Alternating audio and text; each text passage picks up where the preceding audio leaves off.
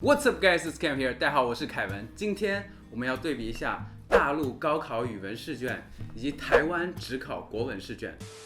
那大陆的高考呢，在台湾叫只考或学测；那大陆的语文呢，在台湾叫国文。我不知道为什么，我已经毕业13年了，拿到这两份试卷的时候，我还是充满了恐惧，想起了当年被高考支配的恐惧。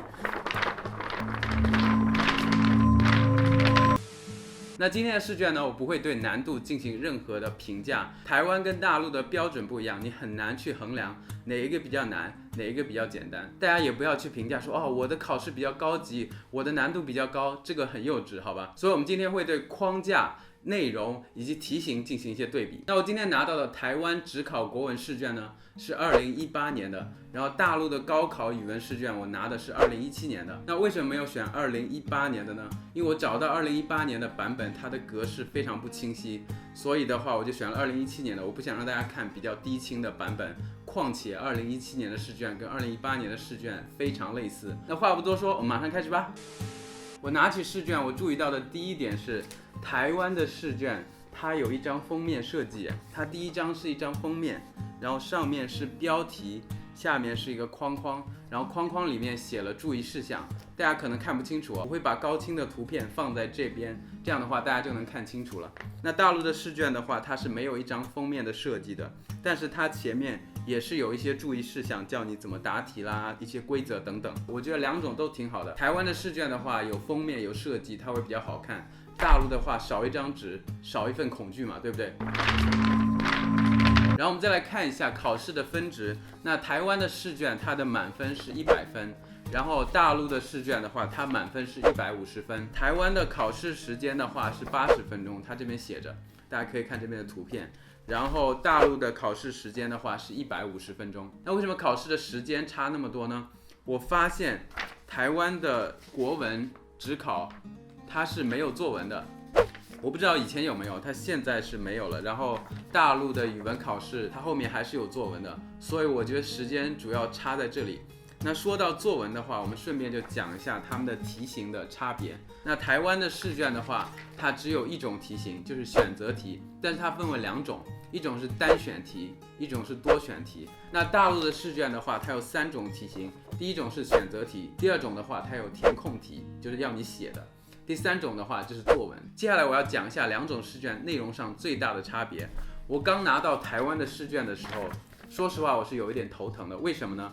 因为它里面密密麻麻的古文的内容非常非常多。那相对而言，大陆的试卷的话，它的古文内容相对比较少，我们叫它文言文嘛，文言文的内容相对比较少。然后我最后做了一下统计，在台湾的42道选择题当中，有28.5道题都是跟古文相关的，占到了64%的比例。那大陆的话相对比较少，只占了33%的比例。这个是在内容上最大的差别。我知道有人肯定会说台湾的古文那么多，肯定台湾的比较难啊。我刚说了，不要玩这个游戏。为什么呢？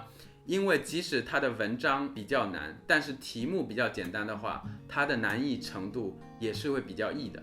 难易程度比较易，所以关键是看出题老师出的题难不难，有没有为难你，这个才是最关键的。那接下来我们要对比一下两份试卷它阅读题的类型的差别。那在大陆的试卷上呢，它对阅读题目的类型做了归类，比如说它第一个部分是论述性文本阅读，第二个部分是文学性文本阅读，然后第3部分是实用性文本阅读，所以它会把你归类好，就会告诉学生你接下来要阅读什么样的题型，什么样的阅读题型。那台湾的话不是没有分，它也分了，比如说我给大家参考一下吧。这边有一个阅读题，它上面就是有一些数字图表的，所以的话台湾的虽然没有帮你归类出来，告诉学生说你接下来要做什么样类型的阅读，但是它实际上是有分类的，所以这个是在阅读部分的差别。就台湾虽然有分类，但它不告诉你，然后大陆有分类，它会告诉你这边是实用性文本阅读还是文学性文本阅读。那至于作文的部分，我刚讲过了，台湾的试卷上没有作文，然后我刚查了一下新闻的话，是说已经取消了。那大陆上面的话是有作文，然后总分是60分。我记得是要写800个字，对，是要写800个字，没有错。所以这些的话是在作文上的差别。那以上呢就是这2份试卷在框架、内容以及题型上的差别。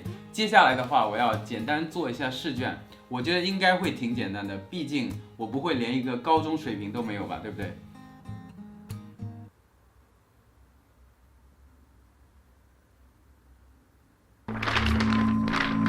所以今天的节目就到此为止了，希望大家喜欢。我希望大家通过这个视频呢，对大陆的高考语文试卷以及台湾的职考国文试卷有了大概的对比了解。那最后的话，我会把试卷的链接放到详情里面，大家如果有兴趣的话，也可以去看一下。如果你喜欢这个视频的话，记得点击订阅和分享，还有订阅旁边的那个小铃铛，这样我每次更新视频，大家就可以收到消息了。那我们下期再见吧 ，Peace。